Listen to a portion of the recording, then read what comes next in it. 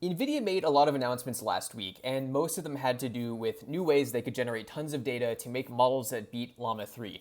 However, they also made some quiet releases that I think are actually more interesting and are maybe more important to people who want to use these models. So welcome to AI Flux, let's get into it. And this has to do with a really interesting update to a non-transformers based architecture called Mamba, which also got an update at the beginning of June. Mamba2 was released at the beginning of June, and this is a big deal. Basically, there's still trade-offs, but Mamba could potentially be the next big architecture that pushes what we think to be the limit of performance with large language models.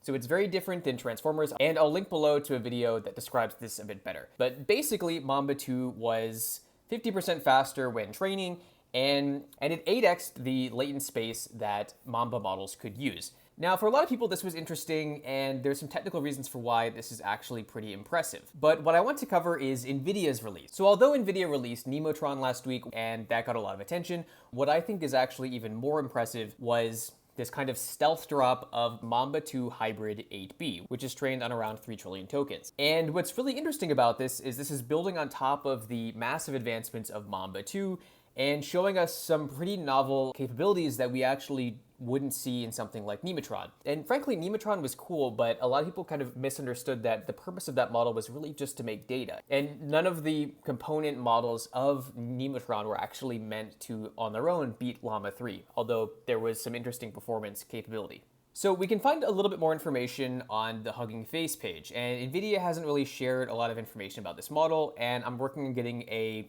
inference endpoint put together so you guys can try this out on Hugging Face as well. So the way NVIDIA describes this, and I'll link to the paper as well, is we release an 8 billion parameter Mamba2 model and Mamba2 hybrid model made of Mamba2, attention, and MLP layers, basically trained for some research going on internally at NVIDIA. And what's interesting to me is, in theory, Mamba is supposed to help with larger context lengths. It was trained on 3.5 trillion tokens with a sequence length of only 4,000, which is kind of interesting. They say that these models, compared to the released 8 billion parameter transformer, trained on the same data with the same hyperparameters.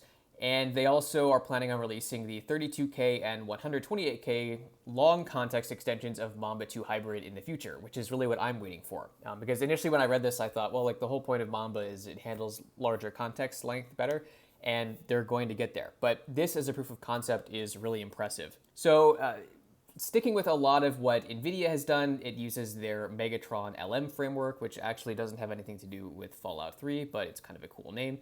And yeah, so the questions here are like, what does this model actually enable, and why is NVIDIA kind of slow rolling it and waiting to release these other models? So first off, I would say they probably know there's going to be much more impact and much more interest in these long context windows. And what is interesting is this is the first immediate development that has come as a result of Mamba2, specifically Mamba2 Hybrid. And Mamba2 Hybrid has been mentioned in a few other papers, but the idea of combining Mamba2 with attention and MLP layers is pretty cool. And the ideal win here is that this model will be a bit more reactive and basically start to match some of the equivalent performance with Transformers. And the cool thing here, at least scientifically, is that it was trained on the same tokens and the same hyperparameters that a Transformer-based model was, at around the same size. And to jump back into why Mamba2 is such a big deal, Mamba2, for those of you who don't know, the big idea of this is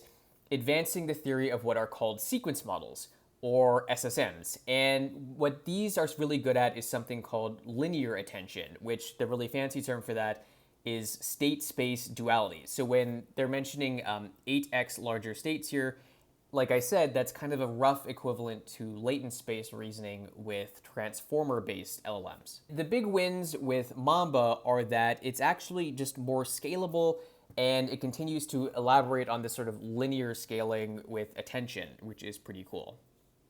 And basically, these are a lot of optimizations that they were hoping to do with Mamba1 that they eventually got around to doing.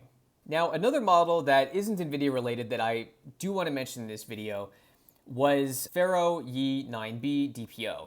So what's really cool with this model is, a big push for NVIDIA has been getting larger, more capable models onto less VRAM so more people can actually use them. This is kind of a cool thing to see with Stable Diffusion 3 also being a vision model. And the big thing, right, whether or not you like Stable Diffusion 3 is kind of beside the point, but the point is the trend of getting bigger models to work on less hardware is very trendy right now. And what's cool is this is a trend, at least in research, that has massive positive implications for anyone watching this video or anyone who likes running LLMs locally. And again, the biggest thing here is Pharaoh Yi 9B DPO managed to squeeze an entire 9 billion parameter model at a pretty reasonable quantization with a shocking 200,000 token context length, all in 16 gigs of VRAM. So if you have a 4070 Ti or a 3090, this is just not an issue to run. And keep an eye out for my next video. What I think the best NVIDIA GPU kind of in the mid-range is for local AI. So I'm curious, how many of you guys use Mamba? I know Mamba isn't really talked about as much as it should be on YouTube, at least among people who cover large language models and running them locally. Are you gonna try running this on your own GPU?